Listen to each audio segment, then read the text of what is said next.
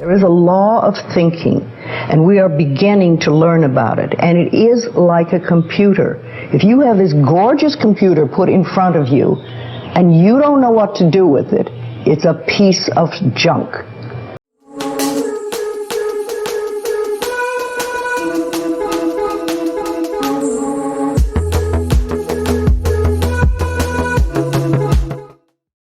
I think that everything you think and everything you speak goes out from you into the universe and comes back to you multiplied.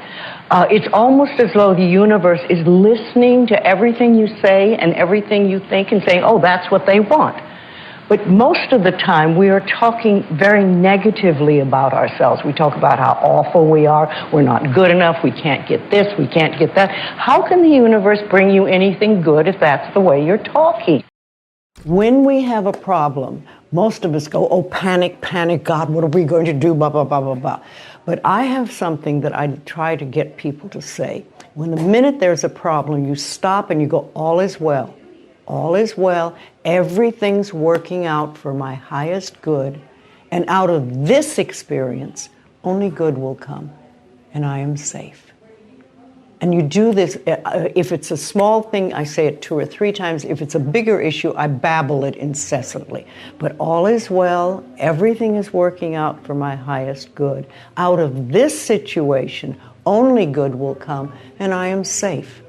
Now this quiets your inner turmoil down long enough for the universe to find the solution to the so-called problem. See, when there's problems, we don't have to fix problems so much. We need to fix our thinking and our attitude about how we respond to them. And then you get less and less. And when the solution comes, you say thank you.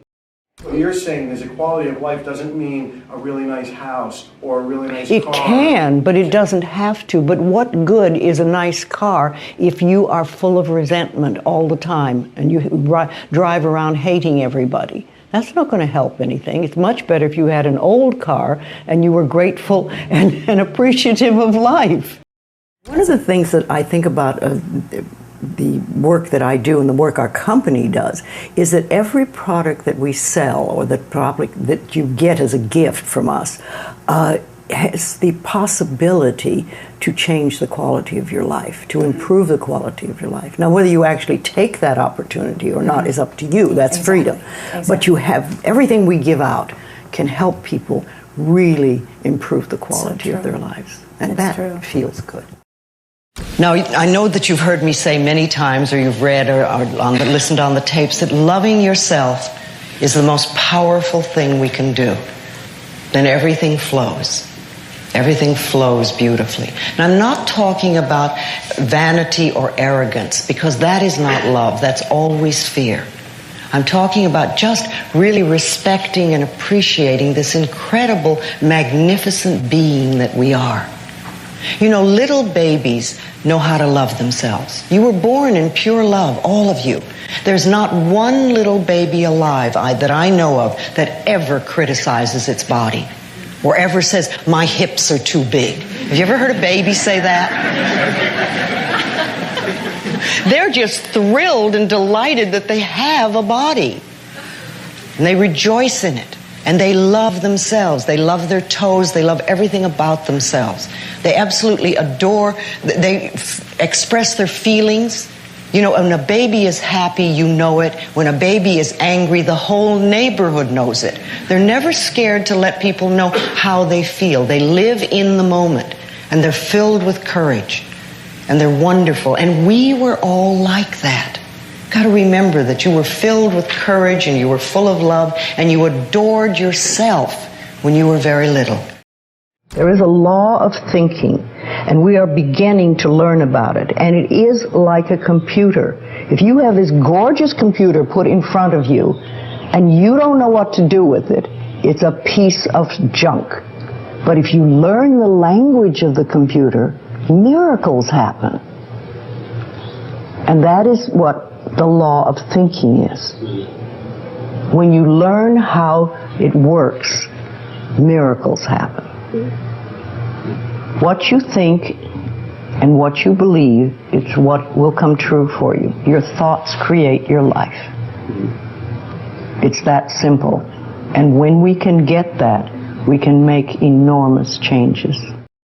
You start by doing what we call doing affirmations, and that is making positive statements about your life that are positive, and you do them deliberately. You might do them in the morning, you might do them at noon, you might do them at night, you might do them, twice a day or whatever. But you do this and you let this become a habit. And as you start to do them, things will begin to change, maybe on a very small level. I call it getting the green lights in the parking places. I mean, they're not huge things in your life, but it can be very nice when you get 3 green lights in a row and you're in a hurry.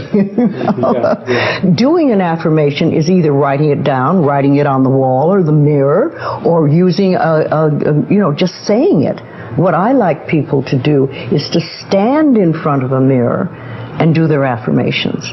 Because there's something very powerful about looking in your own eyes and accepting yourself, or noticing that you reject yourself when you're saying something positive about yourself. So that would be a very beginning way to start. Say in the morning, you get up in the morning, you go to the mirror, and this is a big one, and it's hard for lots of people.